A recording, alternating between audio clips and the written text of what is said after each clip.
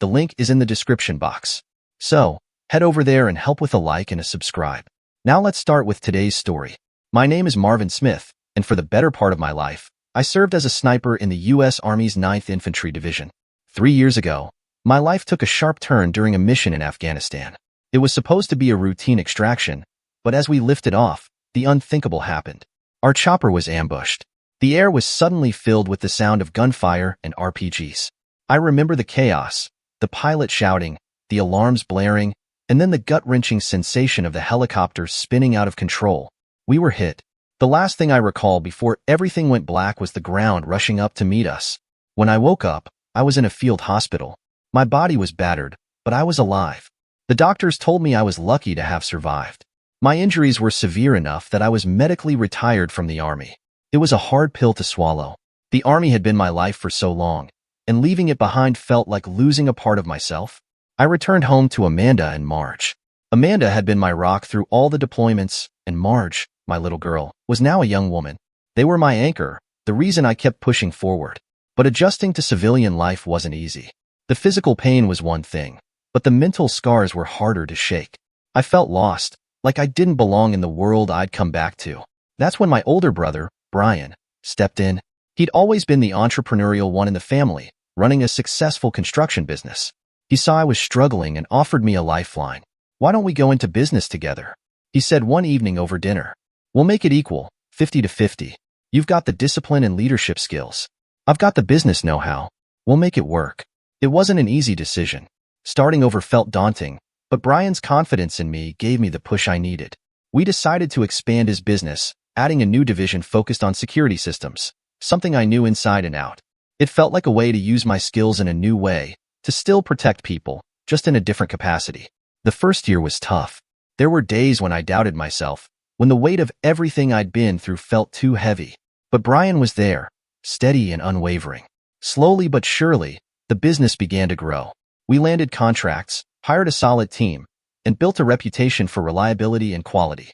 Now, 3 years later, I can say things are good.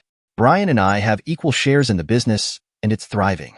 I still keep my skills sharp. Every weekend, I head to the shooting range, lining up long-range shots, feeling the familiar weight of the rifle in my hands. It's my way of staying grounded, of holding on to a part of who I used to be. But no amount of target practice could have prepared me for what happened last Christmas. Over the months, I'd noticed Amanda pulling away. She'd become distant, quieter, like she was somewhere else even when she was right in front of me. Marge, too, seemed to be drifting. She'd spend hours in her room, barely talking to me.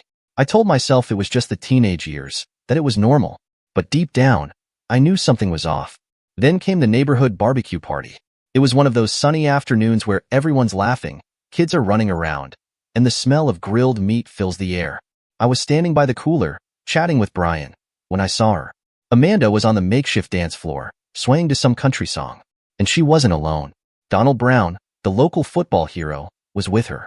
He's a big guy, former high school wrestler, now the quarterback for the town team. I'd never liked him much. There was always something about the way he carried himself, like he owned the place. And there he was, his hands on my wife's waist, pulling her closer. I froze. My grip tightened around the bottle in my hand. Brian must have noticed because he put a hand on my shoulder. "Marv, don't do anything stupid," he said, but his voice sounded far away. I watched as Amanda laughed at something Donald said, her head tilting back like she used to do with me. And then it happened. She leaned in, and he kissed her. Right there, in front of everyone. Something inside me snapped. I don't even remember moving, but suddenly I was across the yard, shoving people out of the way. Donald barely had time to turn around before my fist connected with his jaw. He went down hard, crumpling to the ground like a sack of potatoes. The music stopped, and the crowd went silent. "Marvin!" Amanda screamed, her voice sharp and panicked. But I didn't care. I grabbed her arm, pulling her away from the scene. "We're leaving," I growled, my voice low and steady. She tried to pull away, but I held firm. My heart was pounding, my vision tunneled.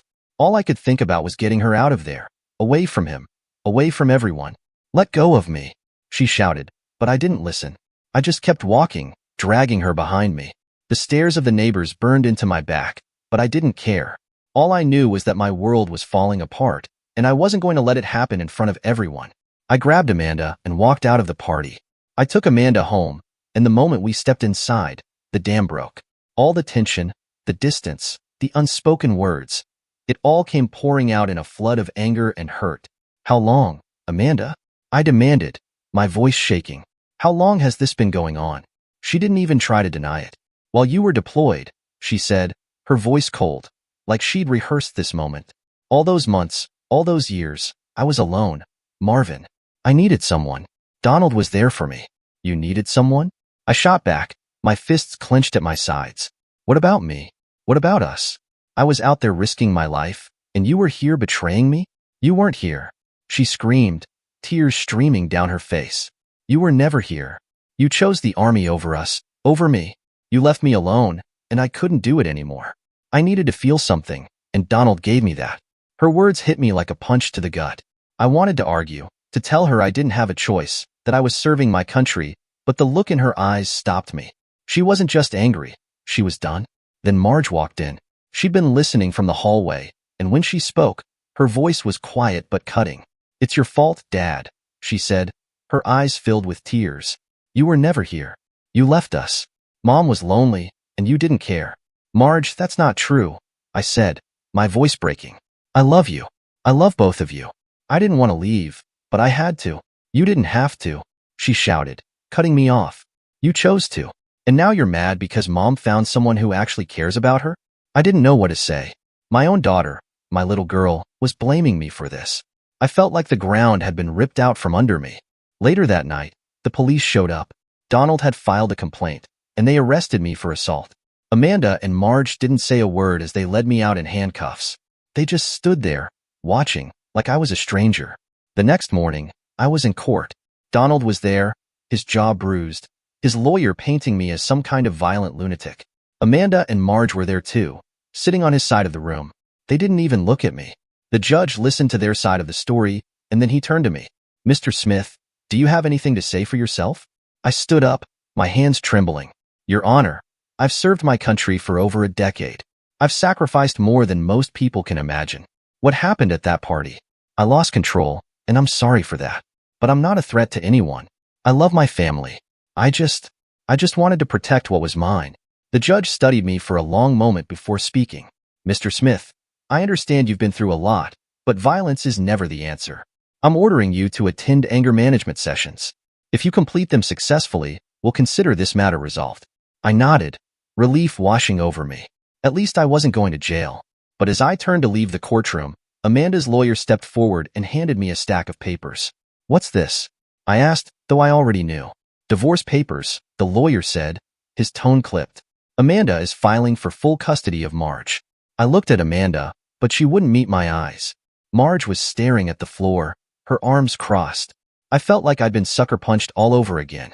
I was handed the divorce papers. The restraining order was the final blow. They handed it to me right after the divorce papers, like a 1-2 punch to the gut. I was being kicked out of my own home, told I couldn't come within 500 feet of Amanda or Marge. My home. The place I'd fought for, bled for, nearly died for. And now I wasn't even allowed to step foot inside. But I wasn't going to take it lying down. Not anymore. If Amanda and Marge wanted to side with Donald, if they wanted to turn their backs on me, then fine. But they weren't going to keep what was mine. That same day, I called my mother. The house we lived in wasn't in my name. It was hers. She'd let us stay there rent-free while I was deployed, and Amanda had been living there ever since. But now, it was time to change that. Mom, I said when she answered, my voice steady but firm. I need your help. Marvin? What's wrong? She asked, her tone immediately concerned. I took a deep breath and told her everything. The affair, the fight, the restraining order, the divorce papers. She listened quietly, and when I was done, there was a long pause. Marvin, I'm so sorry, she said finally. I had no idea things were this bad. They're worse, I said, my voice tight. But I'm not going to let them walk all over me. Mom, I need you to tell Amanda to vacate the house. She's got 1 week to get out.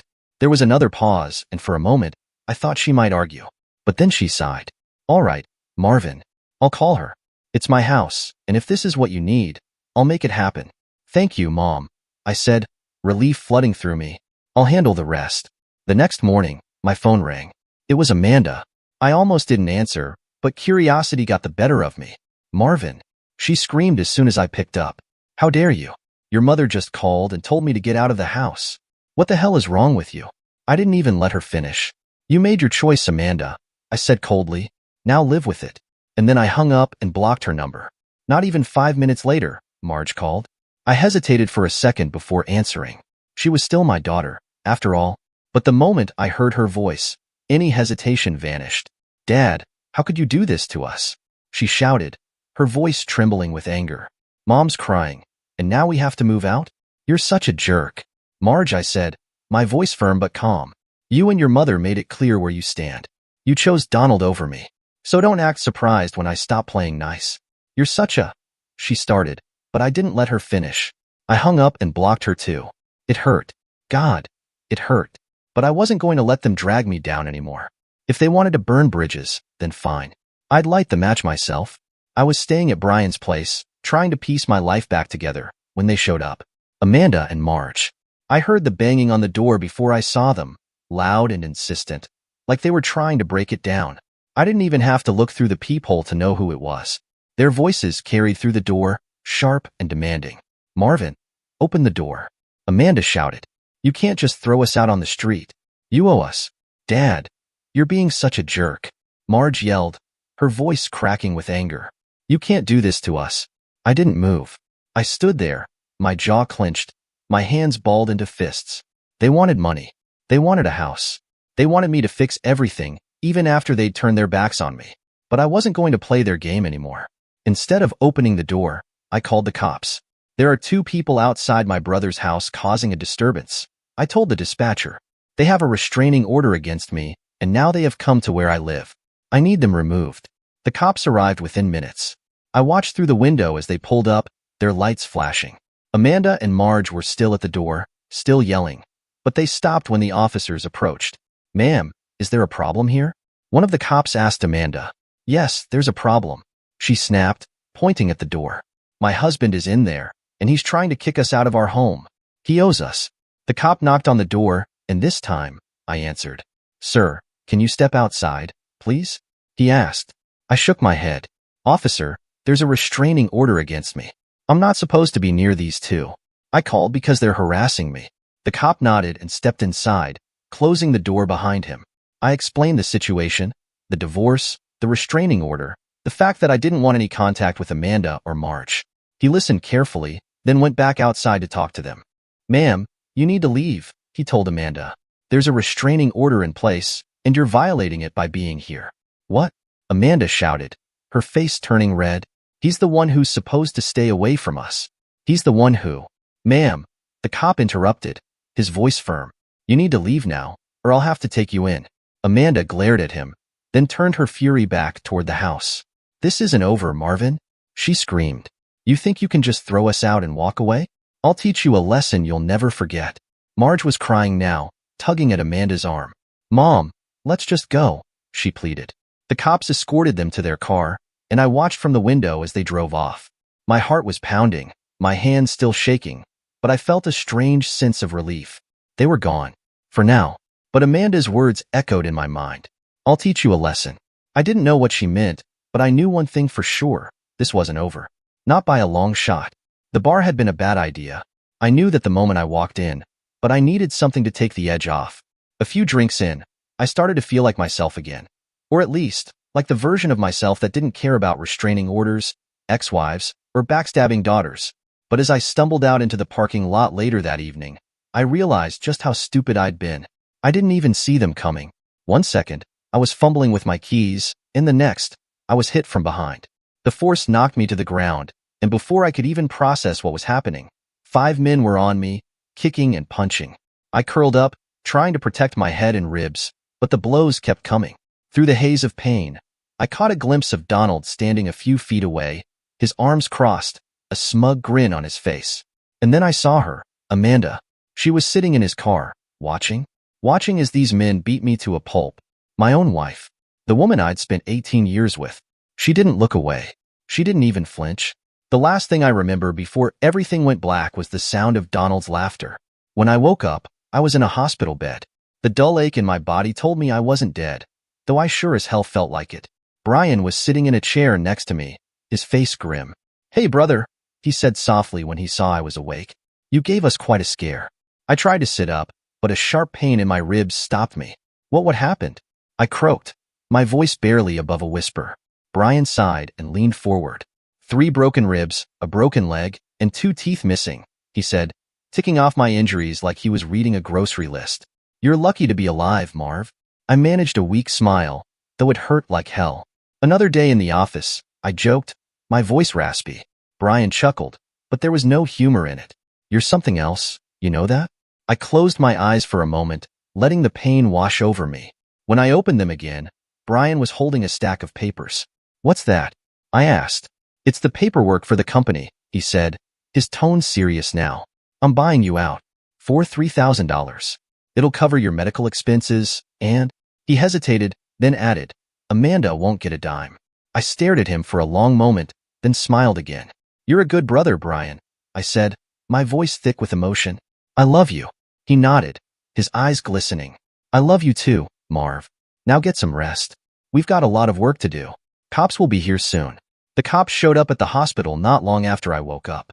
2 officers, one older with a graying mustache and the other younger, looking like he'd just graduated from the academy.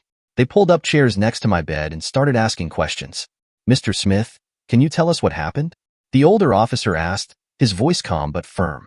I winced as I shifted in the bed, the pain in my ribs flaring up. I was leaving the bar, I said, my voice rough. Next thing I know, I'm on the ground, and 5 guys are kicking the hell out of me. Did you see who they were? The younger officer asked, leaning forward. I shook my head slowly. No, it all happened too fast. I just remember. There were multiple men. That's it. The older officer nodded, jotting something down in his notebook. You weren't robbed, he said, more of a statement than a question. Wallet, phone, everything was still on you when we found you. Doesn't seem like a random attack. I chuckled, though it hurt like hell. You think they wanted to kill me? Or just hurt me real bad? The younger officer glanced at his partner before answering. That's what we're trying to figure out, Mr. Smith. Do you have any enemies? Anyone who might want to hurt you? I looked at him for a long moment, then smiled faintly. Well, my wife threatened me just yesterday, right in front of one of your officers. You can check his body cam, if he had it on. The older officer nodded again. We've already seen the footage. We questioned your wife, but she claims she was with her daughter at the time of the attack. I raised an eyebrow, my smile turning bitter. Do you think she'd come and do it herself? There were multiple men, right? You know what to do, officer. I don't need to teach you investigation. The younger officer looked uncomfortable, but the older one just nodded, his expression unreadable. We'll look into it, Mr. Smith. You focus on getting better. As they stood to leave, I added, oh, an officer? Don't forget to check Donald Brown. He's got a history of with my wife. Just saying. The older officer gave me a curt nod.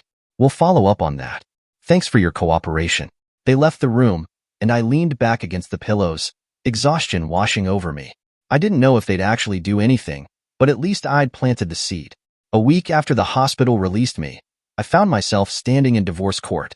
My body was still a patchwork of bruises and broken bones, but I wasn't about to let Amanda win without a fight. Brian helped me into the courtroom, and I could feel the weight of everyone's eyes on me as I limped to my seat. Amanda was already there, sitting primly with her lawyer, her face a mask of cold indifference. Marge wasn't with her, and I couldn't decide if that was a relief or just another twist of the knife. The judge, a stern-looking man with a no-nonsense demeanor, called the hearing to order. He glanced at the paperwork in front of him, then looked up at me. Mr. Smith, he began, his voice sharp. Why have you not paid anything to your wife? The court expects you to fulfill your financial obligations. I stood slowly, wincing as the movement tugged at my ribs. Your Honor, I said, keeping my voice steady, I don't have any money. Everything I had was invested in my business. And after the attack, I had to sell my share of the company to my brother for $3,000 just to cover my medical bills. I'm still not fully recovered, and right now, I'm completely at the mercy of my brother for a place to live and basic necessities. The judge's eyes narrowed as he listened, his expression unreadable. He turned to Amanda. Mrs. Smith, given the circumstances, it seems fair that you seek employment to help cover Mr. Smith's medical expenses. Wouldn't you agree? Amanda shot to her feet, her face flushed with anger. That's not fair, she snapped, her voice cutting through the courtroom. He's the one who… The judge raised his hand, silencing her mid-sentence. Enough, he said firmly. Let me make this fair, then. He leaned forward, his gaze shifting between Amanda and me. Given the situation, I recommend that the marital assets be shared equally between Marvin Smith and Amanda Smith. However, since there is nothing in the bank, there will be no split. Additionally, since Mr. Smith currently has no other assets, there is nothing to divide. Furthermore, due to Mr. Smith's inability to work, alimony and child support will be on hold until he recovers and secures employment. Payments will begin 6 months after he starts working. He paused, his eyes locking onto Amanda. Now, Mrs. Smith, does that seem fair to you? Amanda opened her mouth to protest, but the judge cut her off with a sharp look. The divorce is granted, he said, his tone final. He brought the gavel down with a loud crack, the sound echoing through the courtroom. I sank back into my seat, a strange mix of relief and exhaustion washing over me. It wasn't a victory, not really, but it was the best outcome I could have hoped for under the circumstances. Amanda shot me a glare as she stormed out of the courtroom, but I didn't care. For the first time in months, I felt like I could breathe again. The fight wasn't over.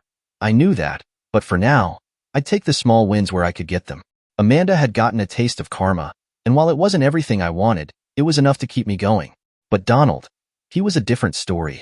He'd been the one to orchestrate the attack that left me broken in that hospital bed. He'd been the one to take everything from me, piece by piece. And now, it was his turn to pay. I sat down with Brian one evening, the two of us in his dimly lit living room. The TV was off, and the only sound was the faint hum of the refrigerator in the kitchen. I laid out my plan, every detail, every step. Brian listened quietly, his face growing more serious with each word. When I finished, he leaned back in his chair, studying me like he was seeing me for the first time. You really think you can pull this off? He asked, his voice low. I didn't hesitate. Yes. Brian stared at me for a long moment, then nodded. All right, he said. But if this goes south, I'm not bailing you out. You understand? I smirked. Wouldn't expect you to. For the next 3 weeks, I shadowed Donald. Every move he made, I was there, watching from a distance. I learned his routine, where he went, what time he went there, what he ate, even what he wore. I memorized it all. I left my phone at home every time, making sure there was no digital trail to tie me to him. I was a ghost, invisible and untraceable. It wasn't easy. My body was still healing, and every step sent a jolt of pain through my ribs and leg. But I pushed through it, fueled by a quiet, burning rage. Donald thought he was untouchable, but he was about to learn just how wrong he was. Finally, the pivotal day arrived. Every Friday, Donald played the part of the big, brave hunter. He'd drive out to his farmhouse, release a few domestic turkeys onto his property, and then hunt them like he was some kind of wilderness survivalist. It was pathetic, really, but it was also predictable. And predictable men are easy targets. There was a hill about 900 yards from his farmhouse, covered in thick woods. It overlooked the entire property, perfect for a sniper. Perfect for me. That Friday, I woke up at 4 a.m., my body stiff and aching but my mind razor sharp. I packed my gear, including my Barrett M82. Donald might have been a big man, but he wasn't bigger than a .50 cal bullet. I left my phone at home, just like I had every other time I'd followed him. No digital trail, no evidence. Just me, my rifle, and the cool morning air. I reached the hill by 5 a.m., the woods silent except for the occasional rustle of leaves in the breeze. I found my spot, a natural blind in the thick underbrush, and settled in. The Barrett was heavy, but it felt good in my hands, familiar, like an old friend. I waited. The sun rose slowly, casting long shadows across the farmhouse below. At 9:30, I saw him. Donald stepped out of the house, dressed in his usual hunting gear, a smug grin on his face. And then I saw her, Amanda. She was with him, laughing at something he said, her hand resting on his arm like she belonged there. My jaw tightened as I watched them through my scope. She was supposed to be my wife, my partner. But now, she was just another enemy, another target. I adjusted my position slightly, the crosshairs settling on Donald's chest.